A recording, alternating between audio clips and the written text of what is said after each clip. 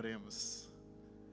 Senhor, queremos te agradecer mais uma vez pelo privilégio de podermos, aqui na tua casa, sentir a tua presença e ouvir a tua voz. Obrigado pelo poder do Espírito Santo que está disponível para cada um de nós. Que aqui nós possamos ser preenchidos pelo poder do Espírito Santo e pela tua palavra. Que o Senhor possa falar com cada um de nós nessa manhã. Nós oramos em nome de Jesus. Amém. Feliz sábado. Gente, que feliz sábado. Tão feliz. Feliz sábado, igreja. Quem está feliz, então dá um salve aí. Beleza. Nem sempre a gente está tão feliz assim, né? Mas a Bíblia diz que são felizes são aqueles que amam e guardam os mandamentos da lei de Deus. Então, que bom que a gente tem a oportunidade de adorar a Deus, guardar os seus mandamentos ou buscar seguir a sua palavra. E isso sim é motivo de alegria. Então, que bom que você está aqui. Aproveite, não sei se você cumprimentou quem está perto de você, alguma pessoa que está próximo, que talvez você não cumprimentou. Deseja essa pessoa um sábado muito feliz, para que esse dia possa ser um dia muito alegre na presença do Senhor, tá bom? Então, você possa transmitir um sentimento muito positivo para essa pessoa.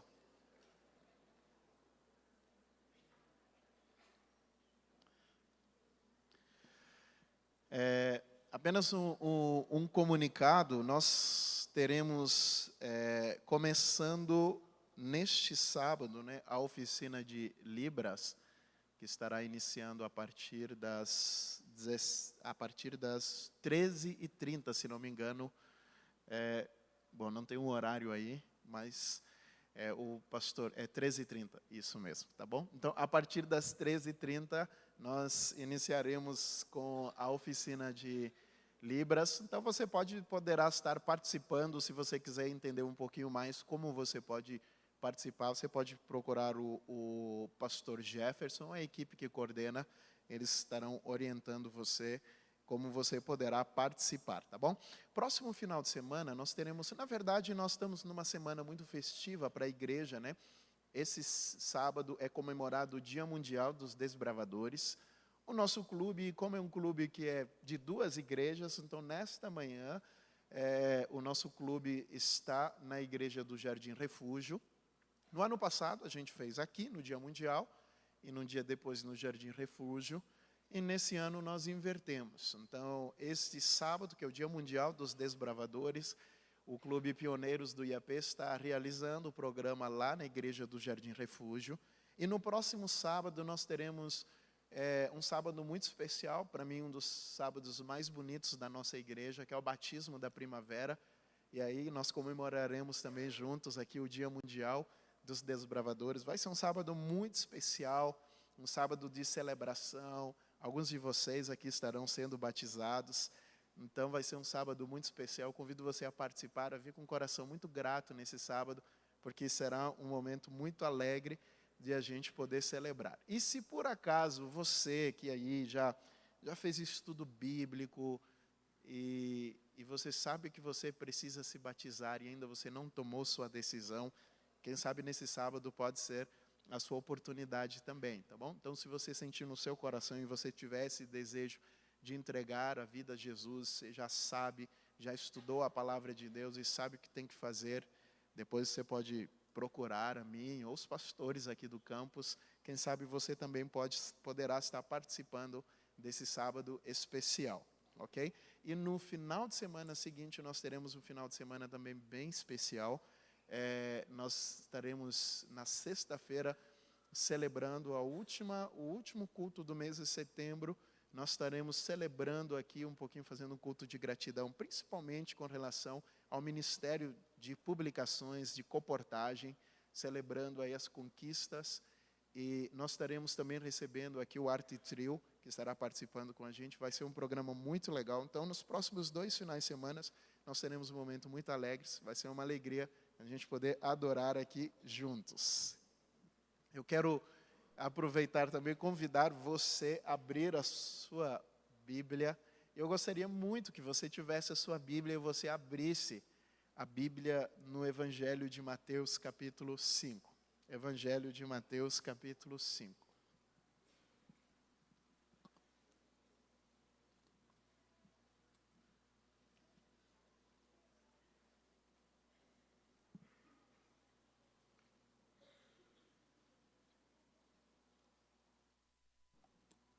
Quem já achou, diga salve.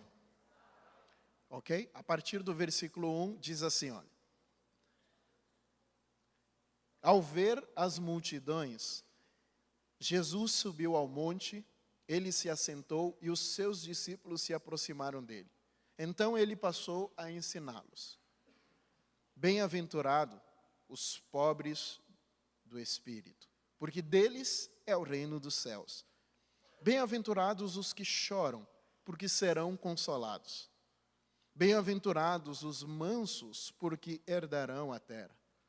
Bem-aventurados os que têm fome e sede de justiça, porque serão saciados. Bem-aventurados os misericordiosos, porque alcançarão a misericórdia.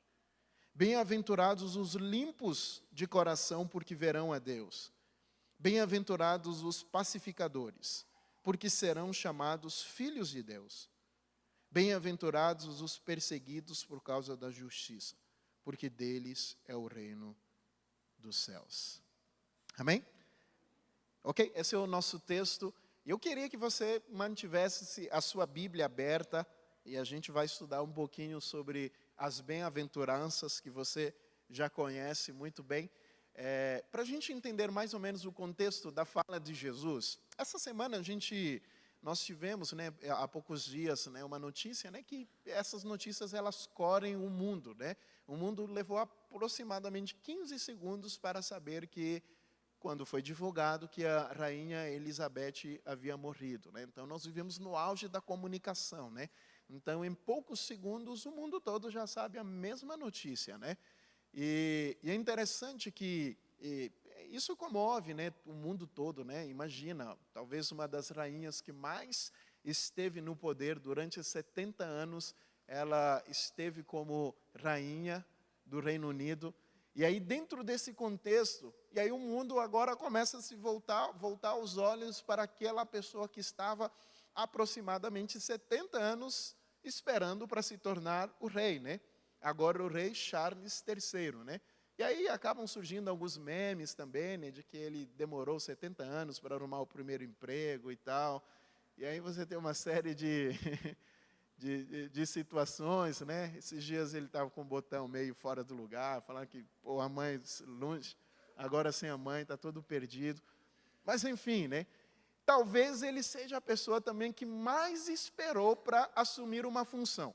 Porque diferente das circunstâncias normal, a gente pode até chegar a uma função, mas às vezes a gente não tem expectativa, a gente não sabe que vai chegar lá, né?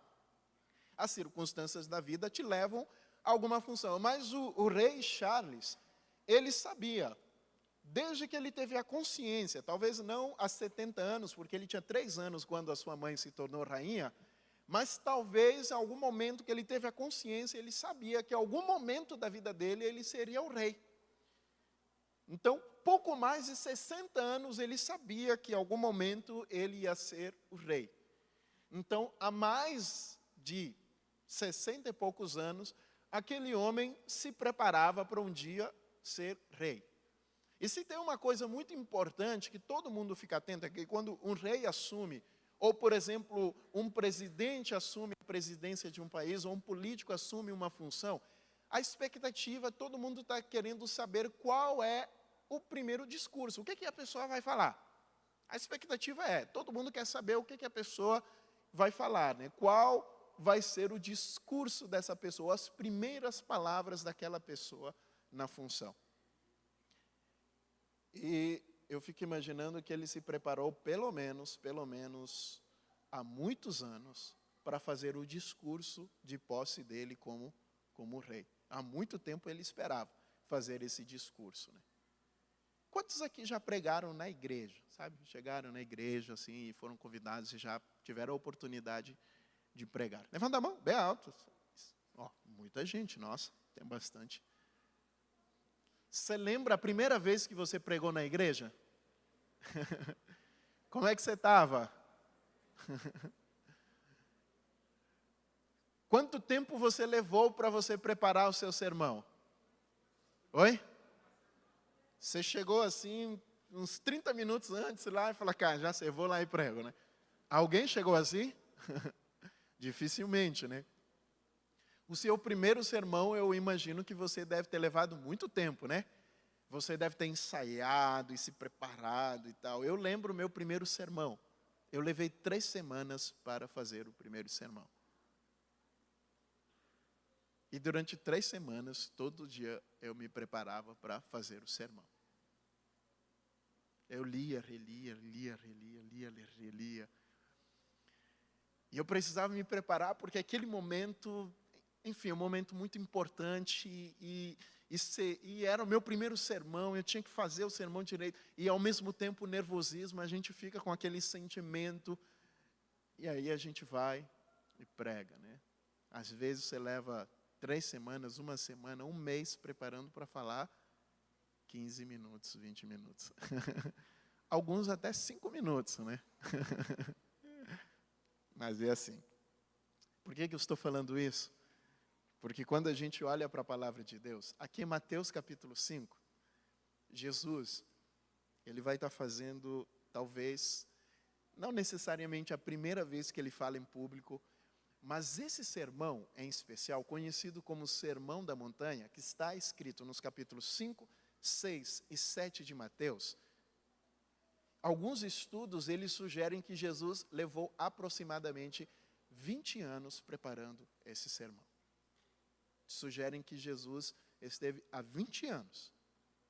Porque, na verdade, Jesus, ele vai começar o seu ministério. Eu não sei se você conhece, claro, você conhece muito bem a história. Mateus, quando ele vai descrevendo a história da vida de Jesus, os evangelhos pouco falam da infância da vida de Jesus, né? Mas aí a gente vai encontrar Lucas dando alguma pincelada lá da infância da vida de Jesus, né? De que principalmente Jesus na sua pré-adolescência lá. Então, quando Jesus ele vai lá para o templo, e Jesus, num dos momentos que ele está no templo, Jesus ele tem uma epifania onde ele olha para aquela cena lá do cordeiro sendo sacrificado. Então, Jesus agora ele volta a mente a tudo aquilo que ele aprendeu no Antigo Testamento, que sua mãe vai falando, ele foi aprendendo ao longo da sua infância. Então, quando ele chega lá no templo, que ele percebe a ovelha sendo sacrificada, ele tem uma epifania, ele entende que a ovelha era ele. Ele entende que todo o Antigo Testamento era ele. Tudo que acontecia no Antigo Testamento estava falando dele.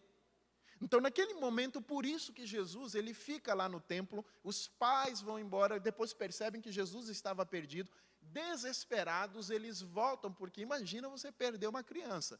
O maior desespero meu e de Sara lá em casa é quando a gente entra num lugar que tem muita gente e Cora some. Aí, esses dias, a gente ficou desesperado, porque a gente entrou no shopping, na Livrarias Curitiba, estava lá e tal, a gente se distraiu, olhou, não tinha Cora na livraria. Agora tinha uma criança de 2 anos e pouco por aí no shopping, né? Aí olha, procura, daqui a pouco a gente está procurando. E aí eu comecei a ficar desesperado. Primeiro pensamento, não é culpa minha não. Já pensa assim, né? E aí daqui a pouco eu consigo enxergar Cora, já estava lá entrando numa loja sozinha e pegando as coisas lá. Eu consigo ver ela de longe. E naquele momento você faz. Chega a dar um alívio assim, né? Você está desesperado, você chega a ficar aliviado. E aí quando os pais, eles encontraram Jesus, eu fico imaginando que deu aquele alívio, né? Uau! E eles encontraram Jesus alguns dias depois, lá no templo.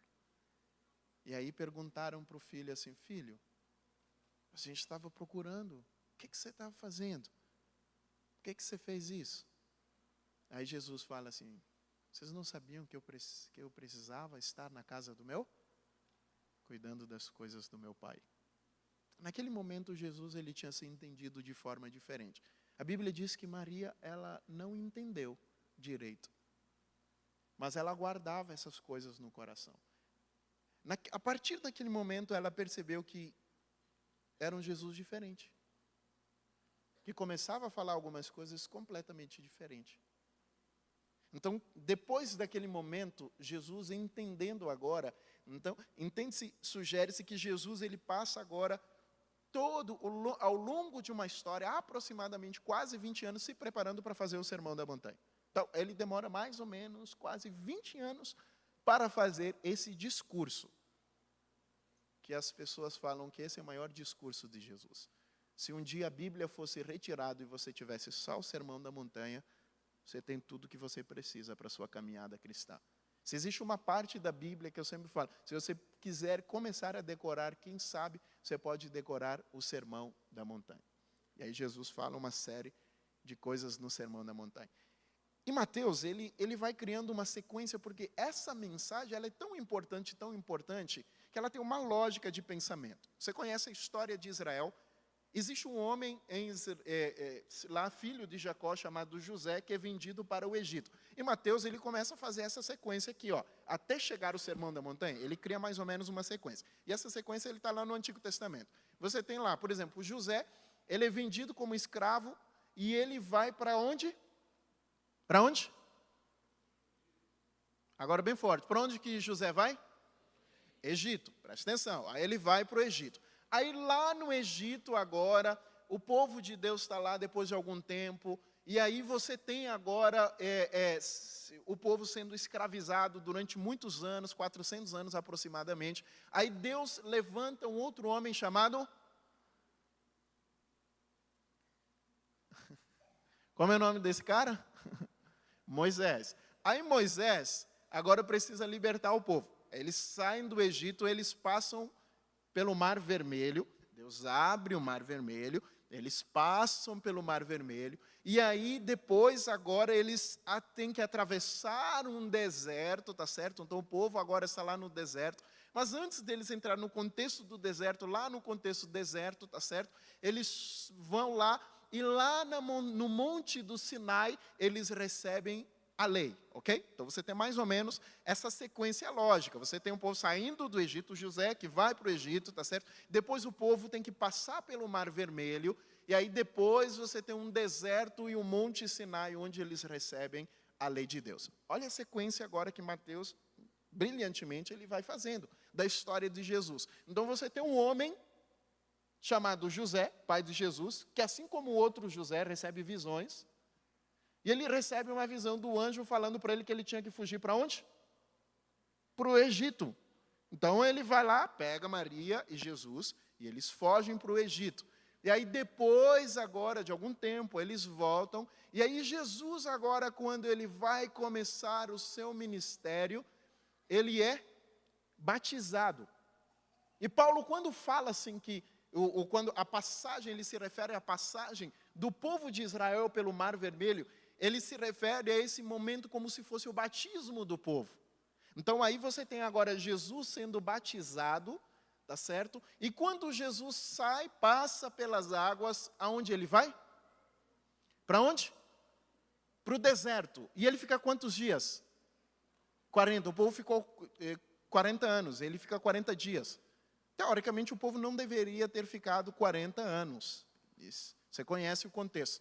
E aí, Jesus agora passa pelo deserto, ele fica 40 dias lá no deserto, e aí depois desse contexto, tá certo? Jesus agora vive algumas coisas no ministério dele, e aí ele vai para o monte, onde diz a palavra de Deus, ele sobe ao monte, e Jesus agora ele vai proferir o sermão da montanha.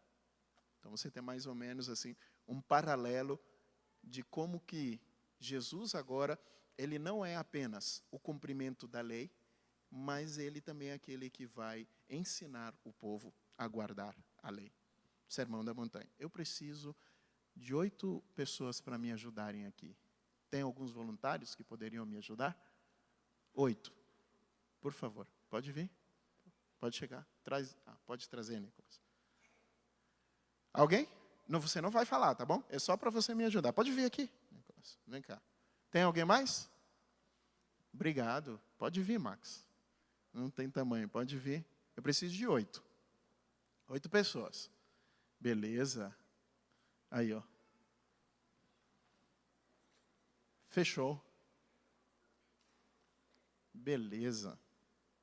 Tá. Jesus agora vai falar o Sermão da Montanha. Nós vamos fazer o seguinte, tá bom? Eu vou fazer um combinado com vocês, tá?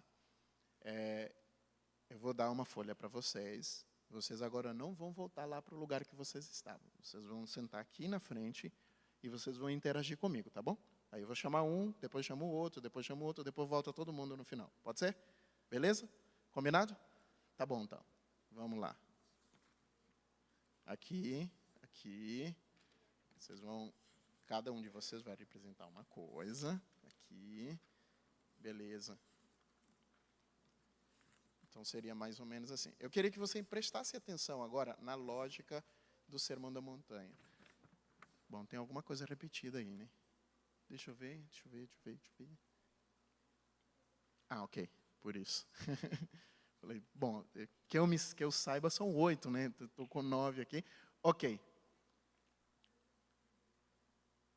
Ah. Bom, fica aí, aqui, ó. Não, vou... Aí, ó. Pronto. Aqui, ó, aqui. Eu vou precisar. Está repetido, tem a mais. Beleza. Aí vocês dois, fechou. Tá certo aí, ó. Ok. Então, nós vamos fazer o seguinte. O combinado é o seguinte, vocês vão sentar aqui na frente, a gente vai interagir rapidamente, e aí, depois da mensagem, lá no final, aí vocês todos vêm na sequência aqui para a gente poder fazer a sequência. Pode ser? Pode ser? Então, vocês sentam aqui na frente, o Nicolas fica, é o primeiro, aí vocês podem sentar, eu vou chamando aí. Olha para a sua folha, pode sentar aqui na frente, pode sentar aqui na frente. E aí... Então, vamos lá. Chega aqui, Nicolas. A primeira bem-aventurança, tá certo? A palavra bem-aventurados é a palavra macários. Ela é uma expressão que traz a ideia, as bem-aventuranças, ou bem-aventurado, ele traz uma ideia muito mais espiritual, no sentido da palavra. Mas o texto aqui, ele não é nem apenas o sentido espiritual da coisa, mas é que ele está falando literalmente assim, ó, feliz. Estado de espírito, o contexto social, é uma pessoa feliz. Então, macários, feliz. E aí ele diz assim, olha, bem-aventurado ou felizes são os pobres do espírito, porque deles é o reino dos céus. Então, essa é a primeira aventurança. E aí, eu fico imaginando que Jesus, agora ele passou 20 anos para pregar essa mensagem, preparando essa mensagem, e as primeiras palavras que ele fala assim, é isso aqui, ó. Felizes são os infelizes. Essa foi a lógica. Felizes são os infelizes. Algumas traduções estão lá também os humildes de espírito, mas talvez a melhor tradução é os pobres do espírito. Jesus não está falando, o que Jesus não está falando? Ele não está falando do contexto financeiro. Não tem a ver com questão financeira aqui. O que ele está querendo falar é que as pessoas que são felizes são as pessoas que são pobres do espírito. Ou seja, pessoas que estão espiritualmente falidas. E isso é extremamente revolucionário dentro da sociedade que Jesus está falando. Então, ele está falando assim, olha, felizes são as pessoas que reconhecem que eles estão fracos espiritualmente. Felizes são as pessoas que reconhecem que eles são vazios espiritualmente. Felizes são as pessoas que estão falidos espiritualmente. Entendeu? Isso não fazia muita lógica, porque na sociedade que as pessoas estavam, o ensinamento era diferente. As pessoas ensinavam de forma diferente. Porque, por exemplo, os ensinos dos sacerdotes, os saduceus, os essênios e os zelotes, todos eles nessa mentalidade, na mentalidade hebraica de nação hebraica. Então, muitas vezes as pessoas, elas entendiam que, na verdade, assim, olha, nós somos da nação que provém de Abraão. E a visão que eles tinham é que por causa da fé de Abraão, da herança genealógica de Abraão, as pessoas, tá certo? Elas são felizes quanto mais quanto mais essas pessoas parecem estar próximos de Deus, parecem estar vivendo uma vida próspera, melhor essas pessoas serão descrevidas como pessoas que estão felizes e deles é o reino dos céus. Explico. Os sacerdotes, eles oravam assim: Senhor, obrigado porque eu não sou igual a essa pessoa. Obrigado, porque a minha caminhada espiritual, ele está aqui. E essa pessoa, ela está ali. E aí é interessante que quando Jesus ele tem um encontro com Pedro, lá a primeira vez Pedro olha para Jesus e fala: Senhor, afasta-te de mim, porque eu sou. Então você tinha uma lógica: se você é pecador, você precisa se afastar de Deus. Ou se você está sofrendo muitos problemas na sua vida, como doenças, por exemplo, o caso do cego que estava em Jericó, ou o cego de nascença, quando Jesus olha, as pessoas perguntam: quem pecou? Foi ele ou foram os pais dele? Então, a desgraça é porque você é um pecador, você é um miserável da sua vida. Aí Jesus agora ele rompe com isso. E ele fala assim: não, felizes são as pessoas que reconhecem a sua pobreza espiritual. Felizes são as pessoas que reconhecem que são falidos espiritual. Obrigado, Nicolas. Daqui a pouco você volta. Pode ir. Então, felizes são aqueles que reconhecem que estão falidos. As pessoas achavam naquela época que o fato de eu ser descendente de Abraão, eu vi da herança genealógica de Abraão, é como se eu tivesse um ticket para o céu. Eu nasci na nação, na hora e no momento certo, então eu tenho um ticket para ir para o céu. E aí Jesus agora vem e traz um ensinamento completamente diferente do que as pessoas entendiam na época. Jesus olha e fala assim: felizes são aquelas pessoas que reconhecem que eles são falidos espiritualmente, porque deles é o reino dos céus. O que Jesus estava falando é que eu e você não chegamos para Deus sem nada. O problema é quando nós chegamos para Deus com muita coisa. Eu e você não somos vazios. O que Jesus está falando não é o que... é quem você é.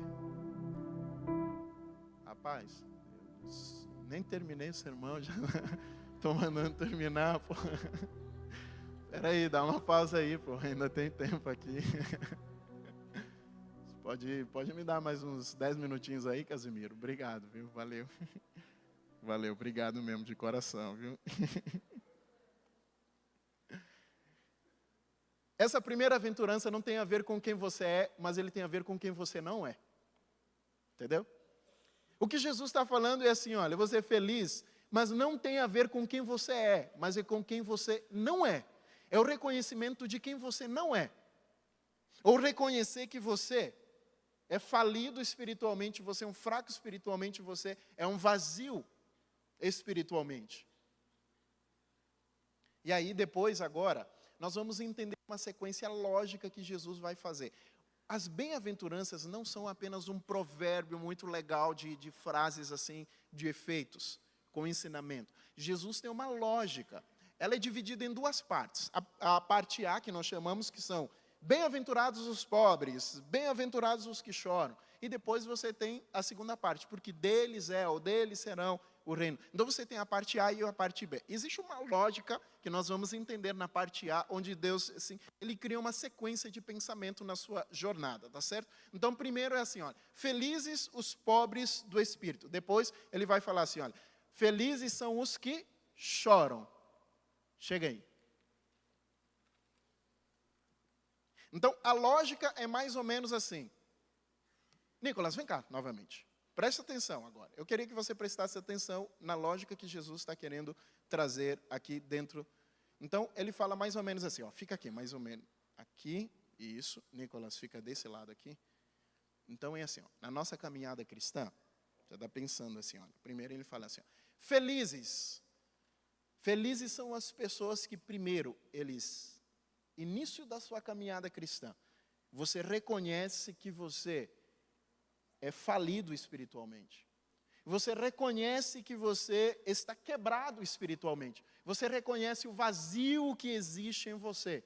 E quando você reconhece que existe esse vazio em você, você reconhece que você é pobre espiritualmente, você reconhece que tamanho é o seu pecado, e você reconhece que você está tão distante de Deus, e você reconhece que você é uma pessoa egoísta, que você é uma pessoa orgulhosa, e quando você entende esse contexto, nós ficamos arrasados. O sentimento que nós temos é o sentimento de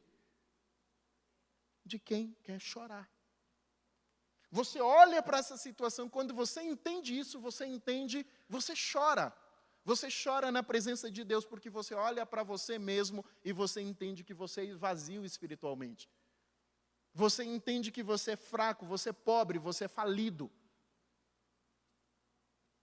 E aí você começa a chorar. E aí você chora.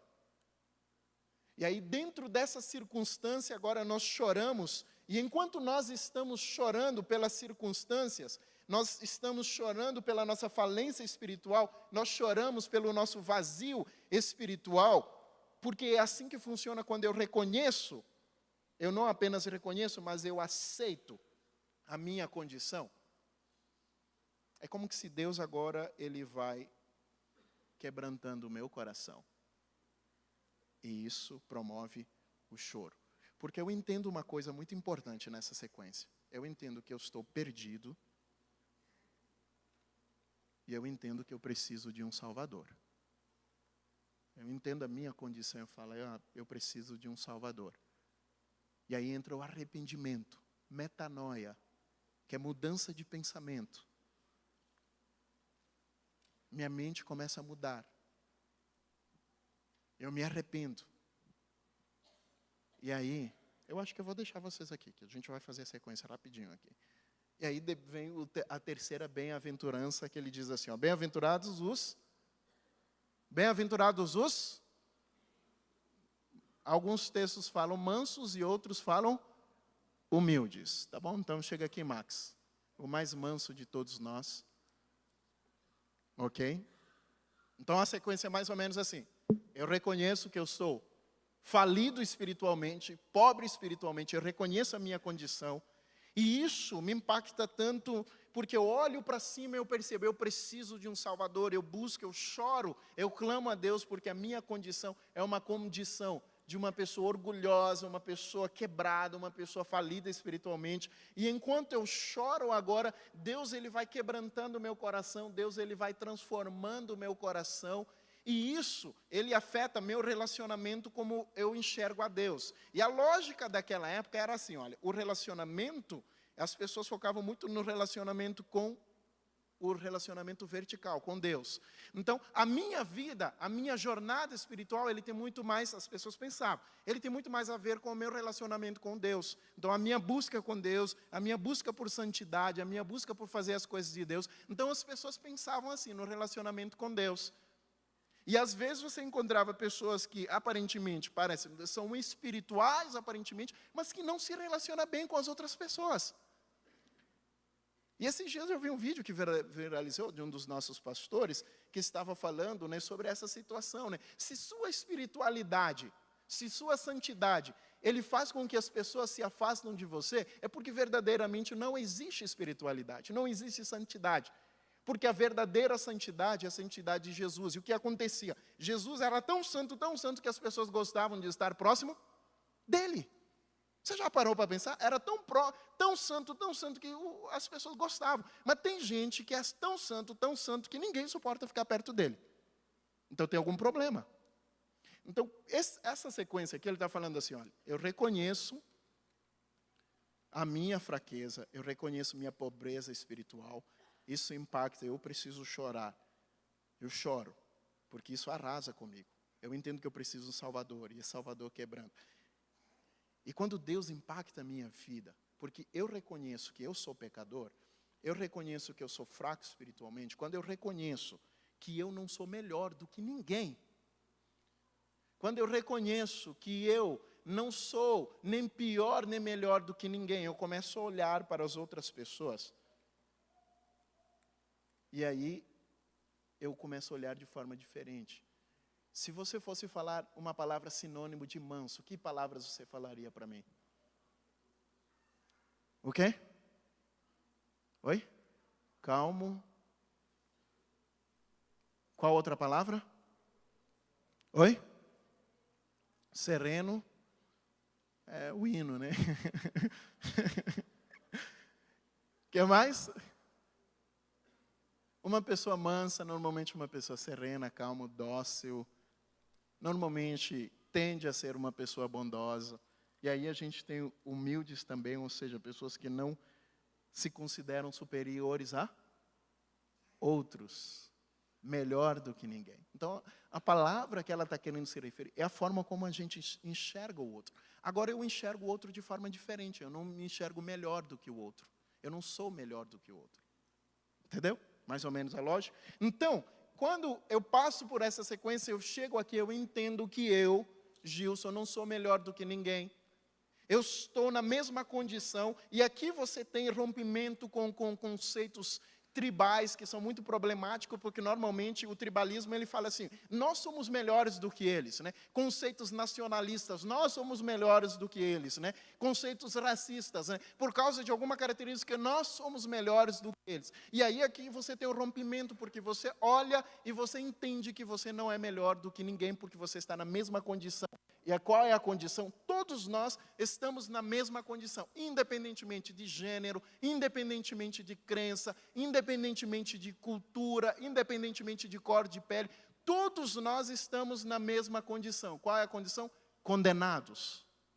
Nós somos pecadores, todos nós estamos condenados. E aí a sequência das bem-aventuranças, ela continua. Aí Jesus agora fala assim no versículo 6. Ele diz assim, olha, bem-aventurados os que têm fome e sede de... Por favor, Sofia. E aí você tem agora, Jesus continua a sequência. Alguém aqui já sentiu fome, sim ou não? Você já sentiu fome? Levanta a mão aqui, quem já sentiu fome. Eu sei que tem muita gente levantando mão, mas você não sentiu fome, não. Sentir fome não é sentir vontade de comer um hambúrguer do celeiro. Não é. Não é sentir vontade de comer um lanche lá do Edgar. Isso não é sentir fome. Às vezes nós... não, eu estou com vontade de... eu quero... Não é sentir fome. Às vezes, e talvez, eu não sei se eu estou falando para alguém aqui que já passou fome. Eu não sei. Mas é bem provável que se exista alguém aqui, é uma grande minoria, a grande maioria de nós aqui não passamos por fome. Sabe o que é sentir fome? Você viver uma insegurança alimentar. É literalmente você passar um dia, às vezes 2 dias, às vezes 3 dias, sem ter uma refeição e sem saber de onde vai vir essa refeição. Entendeu? Isso literalmente é fome. E é mais ou menos nesse contexto que Jesus está falando. Porque quando você entende que você é pobre espiritualmente, você é fraco espiritualmente, e você aceita isso, e isso mexe com você, isso quebranta seu coração, e você agora no seu relacionamento com Deus, e você entende também que você não é melhor que o outro, porque você é tão condenado quanto o outro, e aí agora eu sinto algo dentro de mim que eu não tenho. Eu sinto uma necessidade de algo que eu não tenho. Eu sinto uma necessidade de alguma coisa, eu busco, meu desejo é profundo por algo que eu não tenho. O que eu não tenho na vida? Se eu estou condenado, eu estou perdido, e eu entendo que todos nós estamos perdidos, eu olho e falo assim, eu preciso de alguma coisa. Eu preciso de algo. E aí é onde entra a justiça. Justiça tem a ver com aquilo que é certo, aquilo que é correto. Eu sou tão errado, mas eu desejo aquilo que é correto. Justiça tem a ver com justificação. Nós não vamos entrar no mérito teológico aqui estudar, mas a justificação que vem de Jesus Cristo. E a Bíblia diz que nós somos justificados por intermédio dele. A Bíblia diz que ele nos veste com a sua justiça. Então, quando a gente entende isso, a gente entende a necessidade de justiça. Daí Jesus continua na sequência falando agora, bem-aventurados os misericordiosos, ok? Cadê? Pode vir? Os misericordiosos. Porque se eu entendo, preste atenção aqui, a sequência. Preste atenção, para você entender a lógica de Jesus aqui, ó. Eu reconheço minha fraqueza espiritual, eu reconheço que eu sou fraco, eu aceito isso na minha vida, isso impacta a minha vida, meu coração, e eu choro buscando, tá certo? Porque eu reconheço que eu estou perdido, e aí agora isso impacta a minha forma como eu relaciono com as pessoas, porque todos nós estamos perdidos, então eu olho para o outro da mesma forma, porque meu desejo, a fome, o sentimento profundo, eu quero uma coisa que eu não tenho, é a justificação que eu encontro em Cristo Jesus, e essa justificação, ela é tão escandalosa, porque assim, eu recebo uma coisa, mas eu não mereço. Eu sou justificado, mas eu não mereço. Porque, na verdade, aparentemente, eu deveria ser condenado. Mas eu sou justificado, sou considerado salvo. Então, eu entendo uma coisa muito importante, de que Deus, Ele foi, o quê? Misericordioso comigo. Eu alcancei a misericórdia de Deus. Deus me concedeu a misericórdia. Por isso, eu olho e falo assim, cara, se Deus foi bom para comigo, se Deus foi misericordioso comigo, eu preciso também ser com as outras pessoas. Quando eu entendo o que Deus fez por mim, a misericórdia que Deus me concedeu, como foi que Deus me alcançou e o que Deus fez por mim, meu pensamento é, eu não posso tratar os outros diferente da forma como Deus me tratou. Diferente da forma como eu merecia. Ou pelo menos como Deus me tratou, não como eu merecia. E aí nós tratamos as pessoas com bondade, com gentileza, com misericórdia, porque eu entendo que Deus foi misericordioso. Bem-aventurados, o próximo ele fala os puros, ou limpos de coração. Aí eu peço a minha dupla aqui de pureza.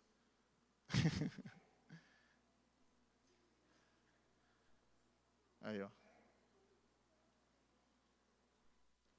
Porque é isso que acontece mesmo. Meu coração, ele começa a ser purificado. Quando eu passo por isso, meu coração começa a ser purificado. Deus começa a purificar meu coração, Ele começa limpando o meu coração.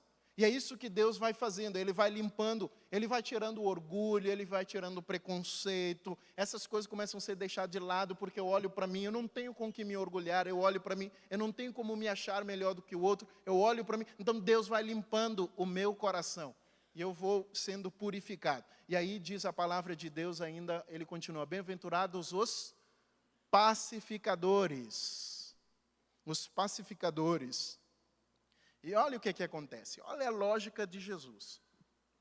Isaías capítulo 9, ele vai falar assim, olha, que um filho, lembra da profecia lá da virgem, dará à luz a um filho e tal, e aí ele descreve uma série de descrições sobre essa criança, e ele será chamado príncipe da paz.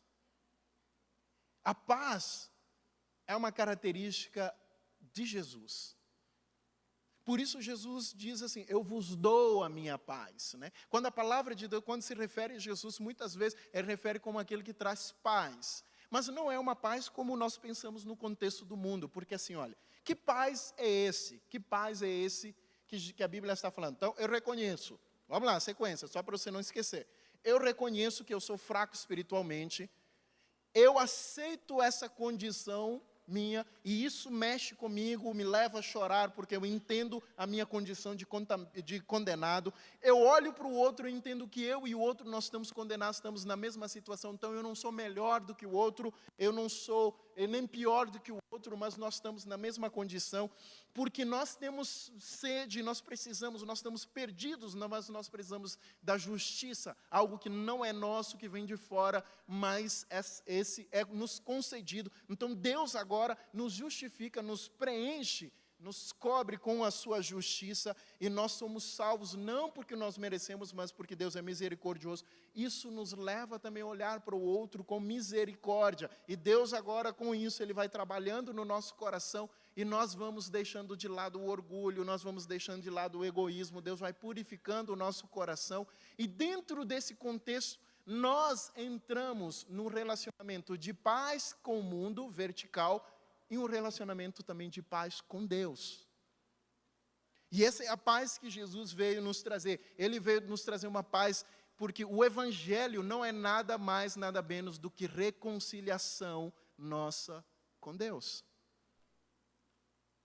Nós estávamos em guerra distante, e Jesus, ele veio nos reconciliar.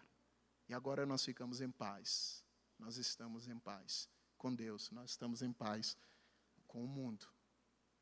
A missão de Jesus é ser o príncipe da paz.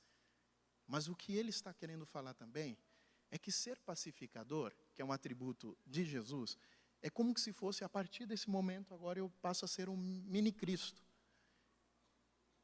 Não tem um mini Chan aqui, que é o Chan número 2, pequeno? Sei. Por que chamam o menino de mini Chan? Por causa do irmão dele, né? Porque ele parece com o irmão? É porque você parece com o irmão, mini Chan? É. Nós passamos a ser um mini Cristo. Porque se nós entendemos, nós estamos em paz com Deus e com o mundo, nós levamos esse evangelho de pacificação. E para finalizar, ele diz assim, olha, bem-aventurados os perseguidos. Larissa aí que está sendo perseguida. E naturalmente, quando você vive isso aqui, às vezes você é perseguido. Às vezes você é perseguido. Mas a Bíblia diz, mesmo assim, por causa da justiça que você alcançou em Cristo, deles é o reino dos céus. Deu para entender a lógica? Aqui, ó, presta atenção. E a gente diz assim, ó, bem-aventurado os pobres do espírito.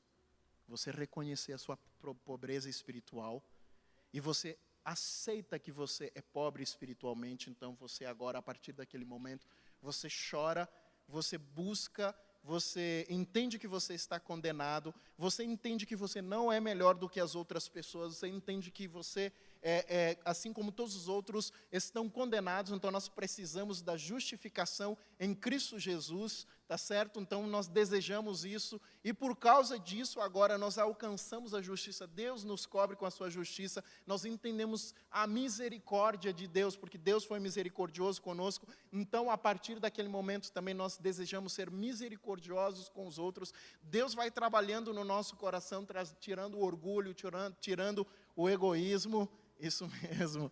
E aí, depois, dentro dessa sequência agora, enquanto Deus vai trabalhando na nossa vida, Jesus vai imprimindo agora o seu caráter nele, porque nós agora sentimos que nós estamos em paz com Deus e em paz com as pessoas também. Então, essa mensagem de reconciliação se torna também nossa missão. E nós agora, enquanto nós cumprimos essa missão, muitas vezes acabamos sendo perseguidos. Essa é a sequência A. Casimiro, agora terminei, tá bom? Pode. Só que eu queria que você prestasse atenção na parte B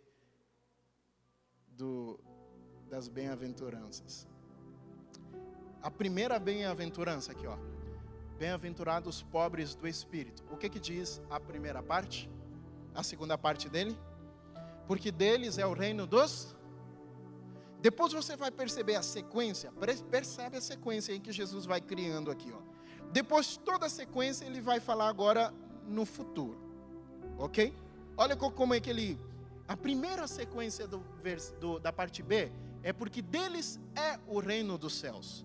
Agora Jesus ele vai começar a falar no futuro, porque herdarão a terra, porque serão saciados, porque alcançarão a misericórdia, porque verão a Deus, porque serão chamados filhos de Deus. Então tudo no futuro. Só que no final, bem-aventurados os perseguidos por causa da justiça, porque deles é o reino dos céus. A parte B da primeira bem-aventurança, que é lá no começo da sua jornada, E a parte B, no final da sua jornada, caminhada espiritual, é a mesma coisa. Porque deles é o reino dos céus. Sabe o que Jesus está querendo falar? Você pode estar aqui, começando a sua caminhada cristã. Você está aqui, ó. E você reconhece, você olha para a sua vida e fala: Senhor, eu estou falido espiritualmente. Eu estou perdido. Eu estou arrasado espiritualmente. Eu sou pobre espiritualmente. Eu não tenho nada. Jesus diz: deles é o reino dos... Ele herdará o reino dos céus. Você pode fazer toda essa trajetória. Você vai chegar aqui. Você vai herdar o reino dos... E essa história ela é muito bem ilustrada na história do ladrão da cruz, que no momento que ele estava para morrer, condenado, perdido, entendendo sua fraqueza espiritual, Jesus falou para ele o quê? Quando ele olha para Jesus, ele fala: Senhor, lembra-te de mim quando vieres no teu reino. Naquele momento, o ladrão que estava à direita de Jesus, ele olha para aquela cena, ele vê a sua última oportunidade de salvação, entendendo que ele estava perdido, ele estava condenado. Ele entendeu a sua pobreza espiritual. Ele olha para Jesus e ele fala para Jesus assim: Senhor, lembra-te de mim. Ele reconheceu. E Jesus diz: em verdade te digo hoje, tu estarás comigo. Jesus está falando assim: você pode estar no começo da sua jornada espiritual, ou você vai desenvolvendo, porque essa sequência ela vai acontecendo na sua vida até chegar aqui. Mas o reino dos céus é seu. Você vai herdar a eternidade. Mas tudo começa quando você reconhece que você é vazio e você precisa ser preenchido de Deus. Quando você entende a sua pobreza espiritual. Por isso algumas pessoas, e eu acredito, é muito genuíno, no leito de morte. Tem gente que não acredita, mas pessoas que, sabe, nos últimos minutos da sua vida, de viver uma vida completamente longe do Senhor. E naquele último minuto, a pessoa reconhece e aceita o Senhor. A Bíblia diz: deles é o reino. Cara, Jesus... Porque as pessoas ensinavam completamente diferente. Não importa a sua caminhada. Eu não sei em qual momento você está da sua vida. Eu não sei em qual momento. Mas você precisa olhar para Deus. O que a Bíblia está nos ensinando é que o céu é para pessoas como você.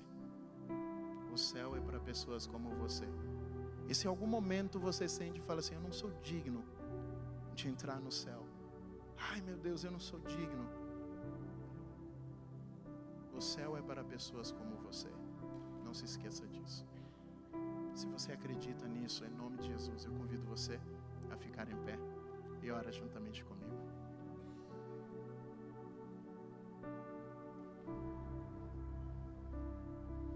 Oremos. Senhor, obrigado pela Tua palavra que nós abrimos nessa manhã. Obrigado porque a Tua palavra nos ensina que o Senhor é aquele que nos justifica. A verdade é que nenhum de nós somos melhores do que os outros. A nossa condição na Tua presença, ela é a mesma. Todos nós estávamos perdidos, condenados nos nossos pecados e nos nossos delitos.